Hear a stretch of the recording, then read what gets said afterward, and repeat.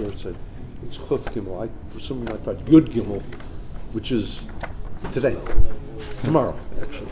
Today is the 12th day of Tammuz, the 17th, I guess. 17th, 18th, I don't know, July. And we're holding by 18th of July. Wow, 18th already. Okay. So we're learning Shorish Mitzvahs at Tefillah. We're in we're at the end of chapter 8. And so yesterday we saw that the Tzemach Tzedek, the author here, has a question about the whole mashal that this Mukubal gave him. He gave the Rivash. And he says when it comes to Hashem, Kuf Yud Chet, it says that when it comes to Hashem, Hashem is everything. So you can't compare it to Hashem having this minister and that minister and delegating through them, because even when he delegates, it's not a separate person, it's him. But now he explains that to say that the mashal is completely wrong would also be incorrect. It is right, but you have to understand it a little bit differently. The mikol makom, we're almost halfway down Kuf Yud Chet. The mikol makom, כיוון שהבורא יתברך דרכו להשפיע מתן על ידי התלבשותו בחסד ולא על ידי התלבשותו בגבורה. Because Hashem, in His wisdom, when He created the world, He decided that when He gives a gift, a monetary gift, it will be through enclothing Himself in loving kindness and chesed. And when He judges the world, it'll be through might, through gvura. And He can't do the opposite. He doesn't do the opposite. He doesn't enclothe Himself in gvura, even though He could. Again, the question is, can Hashem do everything? Of course He can do everything. But when He set up the world, this was part of the setup. And so, so if a person is looking at the world and saying, at this moment Hashem is enclothing Himself in might, He's judging me, He feels in judgment, so what should he do? Like, what do you tell the policeman? Why don't you give me some money too while you're at it? That's not going to work. The policeman you talk to, or the judge you talk to in legal language, that's what they understand. So he says, if a person now sees that Hashem is in a state of gvura, He's in a state of might, so it would be a mistake to try to ask Him for a gift. It's not going to work. The truth is, Hashem could do anything. Yes. He could give it through the judgment, meaning that the person's in court, and instead of being found guilty, he's given reparations. And suddenly he gets a big gift. But if that's his mindset, that he goes in there and he's going to talk to the judge about reparations, instead about combating the charges against him, so that would be stupid. That doesn't work. But Hashem can do everything. Of course He can do it. So even through might, you could get a gift. But that's not the way it works. And why is this? Why is it possible that through Gvura He could get Chesed? Because Hashem is different than everything else. A judge, even though, you could say the judge is more complex behind the cloak. But when he's a judge, he's just a judge. Hashem is different in the sense that wherever Hashem is, everything is there. Everything. There's nothing missing. It's just that right now He's showing one aspect and not another.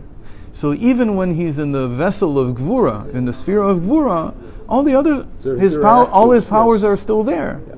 So it could be that He would show you also loving kindness, also chesed. But it goes even deeper than that. The way He set up, and this is what the Alter Rebbe discusses in the Tanya, in Epistle 20, the way He set up the spheros themselves are already, it's called inter-included, klulim. They have iskalulus, it's called in Hebrew. They include all the other sphirot. That's the way He set up the world of Atzilus. It's not that way all the way down. In the lower realms, a sphira is just a sphira is just a sphira. But the higher up you go, the more they resemble God Himself, and they have all the qualities. except that it's an inner quality. So when we count the Omer, we say this, Chesed Shebechesed, Gvura Shebechesed, and so on. That's Iskalulus at the lowest level.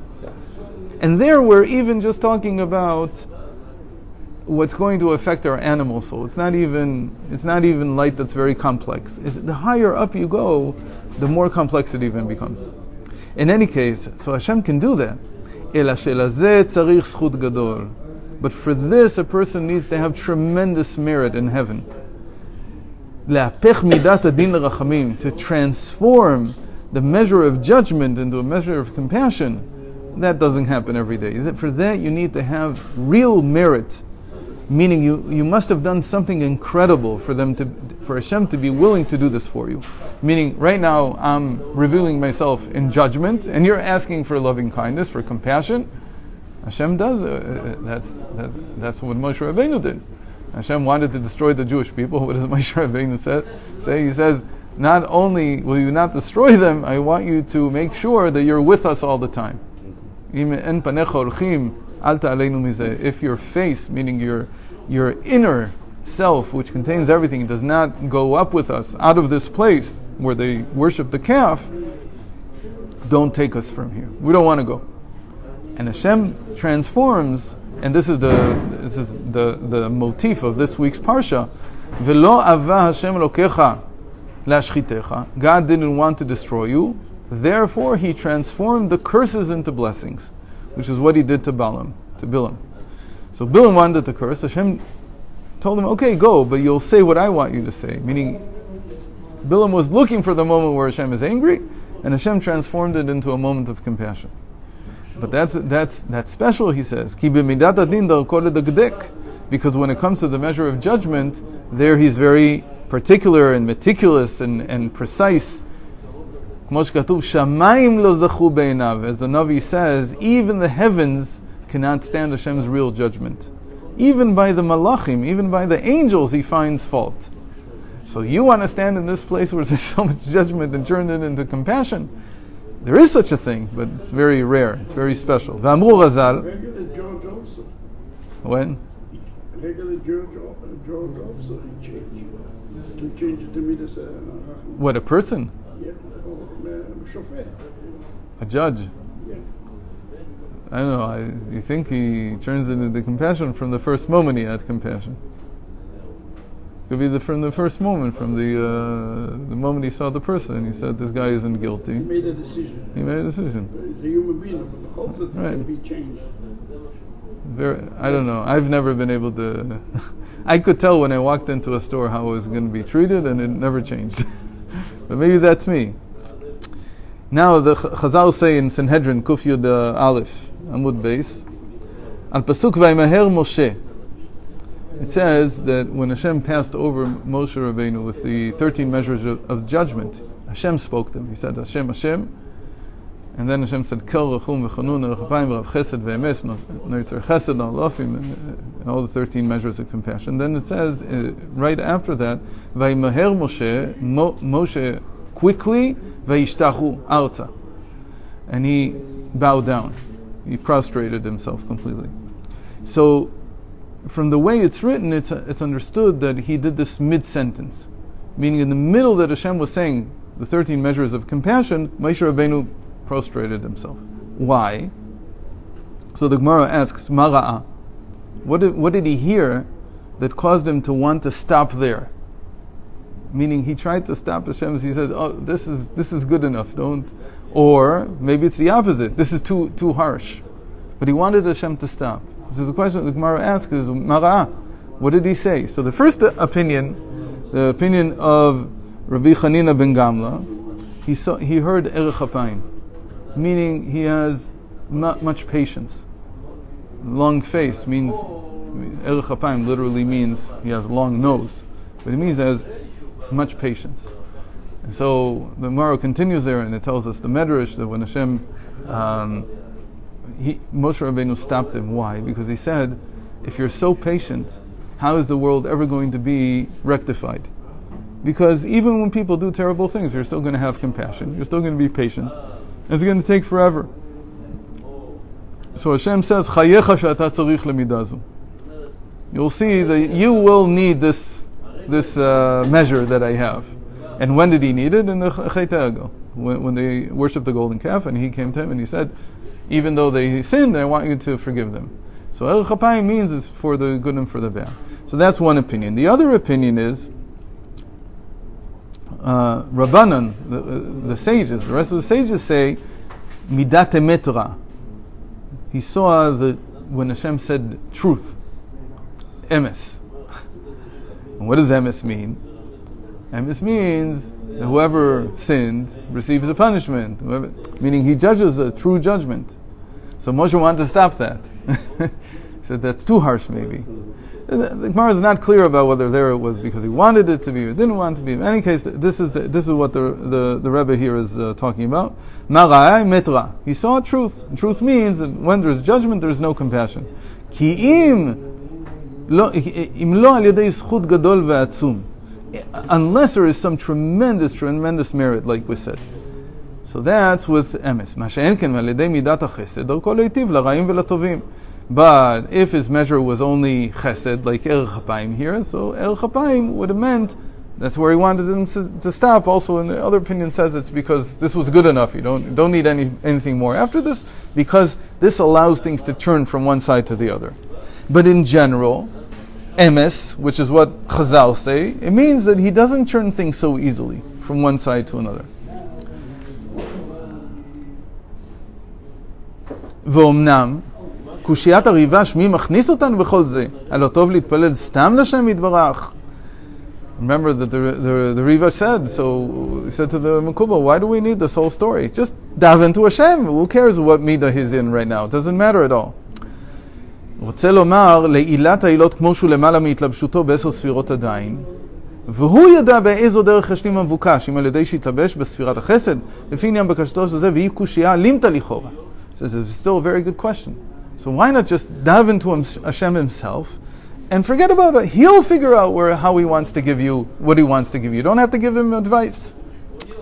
So now we're getting in this chapter, in the next chapter, this is the crux of the argument, one might say. And he gives a short introduction, which we'll see tomorrow in chapter 9. But he says, to understand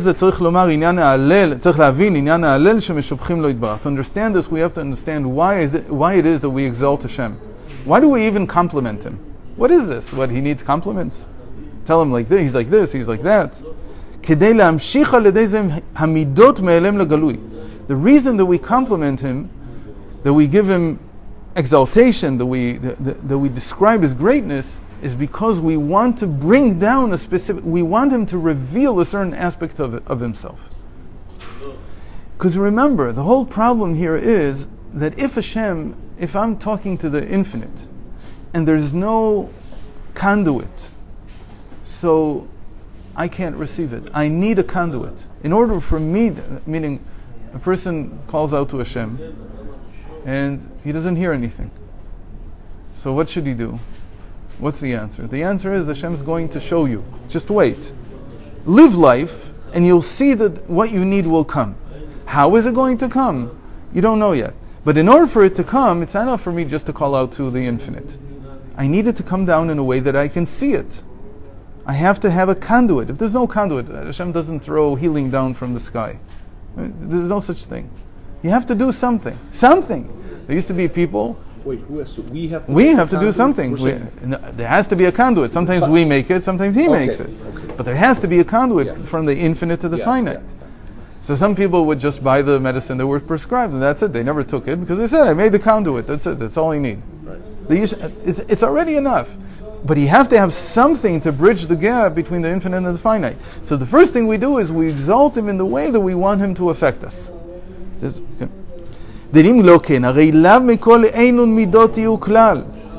Because if not, he doesn't fit into this world.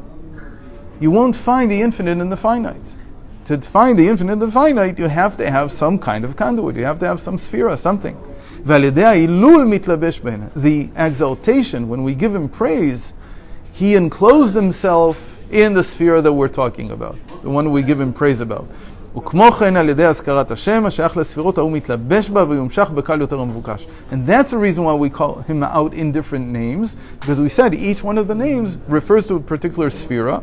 When we use that name, it's like we're we're calling him to build the conduit in that direction. Okay, so this is really the crux of the argument, what he's going to explain now in chapter 9 in length. And then in chapter 10 we'll be able to understand what a yichud is, what a unification according to Chassidus is. Okay? So it's really when the Torah uses the different names of Hashem, it's really in a sense, you could use one name. Right? So we learn from the Torah. Conduit. We learn from Hashem himself, who Yes, told us. Exactly, yes. And the main place where he told us was the 13 measures of compassion. Later in Parshat Shlach, there's 9 measures of compassion. But he taught us how to pray. Yes. He said, "This is yes, you have to that. awaken." Yes. Okay. Yes. So we'll see this, God willing, tomorrow, the day after.